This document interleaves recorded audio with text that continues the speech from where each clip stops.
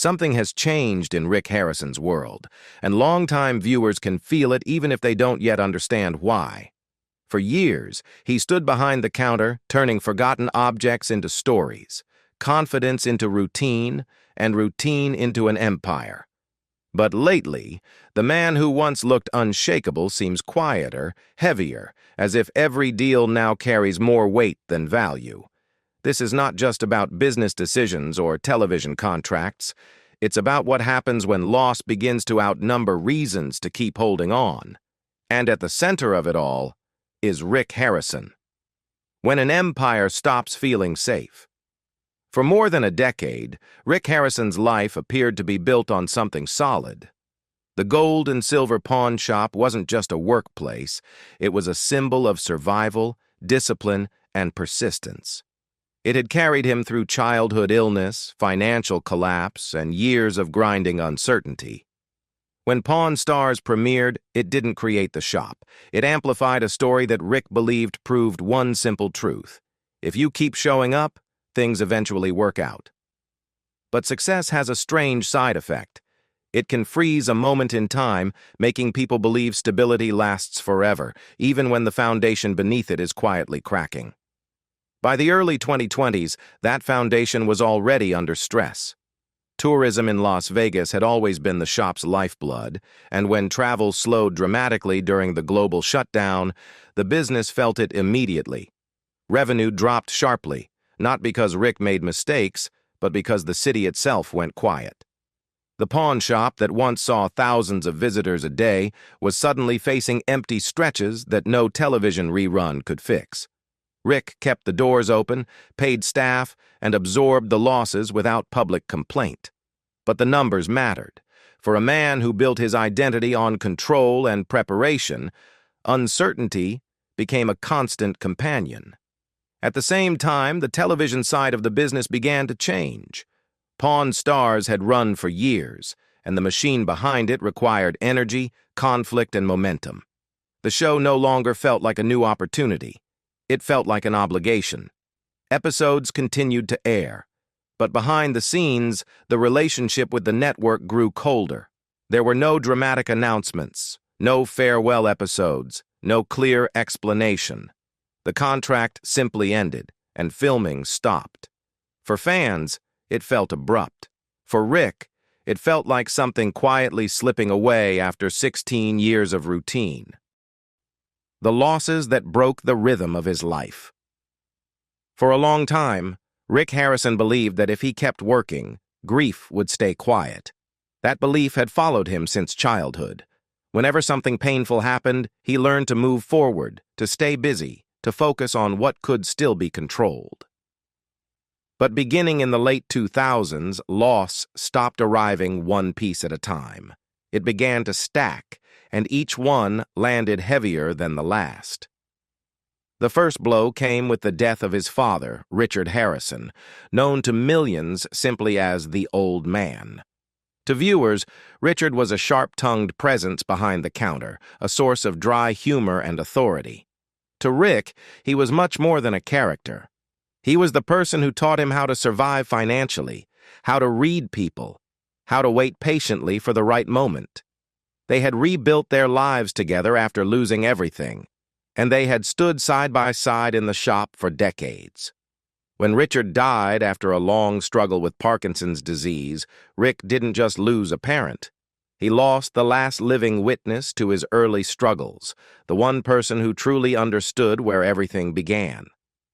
After that loss, something subtle changed. Rick kept filming. He kept negotiating deals. But people close to him noticed that his confidence no longer felt effortless. The shop was still running, the show was still airing, yet the sense of partnership that had anchored him was gone. And before he had time to fully process that grief, another crisis arrived. When global shutdowns hit, Las Vegas slowed to a crawl. Tourism collapsed, and with it, the daily energy that kept the pawn shop alive. The business that once generated well over $1 million a year dropped to a fraction of that. Rick had survived downturns before, but this one felt different because it wasn't tied to bad decisions or market shifts. It was invisible, unstoppable, and personal. The pressure followed him home, and the stress deepened existing cracks within the family. Then came a conflict that shocked even longtime fans. Rick found himself in a legal dispute with his own mother, Joanne Harrison. The lawsuit accused him of taking control of her stake in the business while she was hospitalized years earlier, raising questions about trust, memory, and intent. Rick said very little publicly, but the damage was already done. For someone who had built his public image on loyalty and family unity, the situation was deeply painful. It turned private grief into public speculation and added another layer of emotional weight to a life already under strain. But nothing compared to what happened next. In early 2024, Rick's son, Adam, was found unresponsive and later pronounced dead from an accidental overdose involving fentanyl and methamphetamine. He was only 39. Adam had struggled with addiction for years, moving in and out of treatment as Rick tried repeatedly to help him. When the news broke, Rick did not give speeches or explanations. He simply admitted that there was nothing worse than losing a child. After Adam's death, Rick began asking himself questions that had no answers. He later admitted that the same thought ran through his mind again and again. Could I have done this? Could I have done more? It wasn't guilt in a dramatic sense. It was quieter than that. It was the kind of regret that lives in repetition, replaying moments that can't be changed. People around him noticed he was slower, more distant, less certain. The man who once thrived on constant motion now seemed trapped in reflection. And then, not long after, his mother Joanne passed away at the age of 85. Her death came without resolution, without reconciliation, and without public explanation. Rick did not post tributes or statements. He stayed silent. For the third time in just a few years, a pillar of his family was gone. When the show ends without goodbye. For 16 years, Pawn Stars followed a rhythm that felt unbreakable. Episodes aired, tourists lined up, and Rick Harrison showed up behind the counter with the same calm authority viewers had come to trust. The show became one of the most successful reality programs the History Channel had ever aired, turning a local pawn shop into a global destination. Because of that long run, many people assumed the end, if it ever came, would be announced, explained, maybe even celebrated. But that isn't what happened. Instead, the show slowed, then stopped, almost quietly. The contract expired. There was no renewal announcement, no official farewell, no clear explanation from the network. Filming ended, and by the time fans realized something was wrong, Pawn Stars was simply gone. The final episodes aired without framing them as an ending, leaving viewers confused and uneasy. For a show that had built its identity on transparency and routine, the silence felt unnatural. Behind that silence were changes that had been building for years. Reality television had evolved, and audiences were becoming more skeptical. The longer Pawn Stars ran, the more viewers began questioning how real it truly was. Some former customers and insiders claimed scenes were planned in advance, that negotiations were guided by producers, and that the shop didn't operate the same way when cameras weren't rolling. Rick never denied that television required structure, but he always insisted the knowledge, the items, and the deals were grounded in reality. Still, the line between education and performance grew thinner with each season. That tension became impossible to ignore when Corey Harrison made his own decision. After filming wrapped, Corey announced that he was leaving Las Vegas and moving permanently to Mexico. He didn't just walk away from the show, he openly said that much of it felt fake, and that he no longer wanted to play a character. For viewers, that statement landed hard. Corey wasn't just a cast member, he was Rick's son, part of the family dynamic that gave the show its emotional core. His departure removed more than a familiar face. It removed the sense of continuity that had held everything together. With Corey gone and the network silent, Rick was left standing alone with a brand that no longer had momentum. The shop was still open, but the crowds were smaller. Without new episodes driving tourism, foot traffic began to normalize for the first time in years. For most businesses, that might have been manageable. But for a shop built around constant exposure, it was another signal that the era had changed. This is when rumors about selling the shop began circulating more seriously. Not as a dramatic collapse, but as a calculated move. Rick had spent his entire adult life tying his identity to that counter. But now, the shop represented something different. It was no longer just a business or a legacy.